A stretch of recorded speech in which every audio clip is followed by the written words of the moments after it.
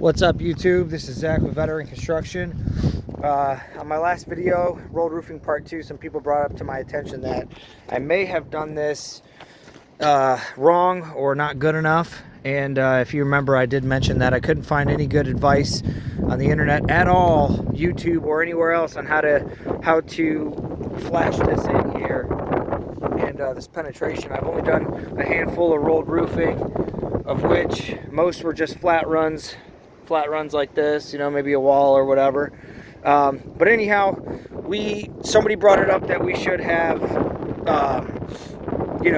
put this penetration on top of the first layer that we put down, the base sheet, and then in between the base sheet and cap sheet. So we didn't get it down in between them, but somebody else suggested that we come back and do this, and you know what? I take their advice. I'm the type of guy that will definitely admit when I'm wrong. So that's what I'm doing here, and I just want to show you guys the way that I've ended up doing this. We put some roofing cement, the same stuff we were using in the video, 1 inch before we put this down. Gave it a little heat just because it's a little colder today, even though we got 50 degree, 60 degree Saturday and Sunday, which is the next 2 days from right now.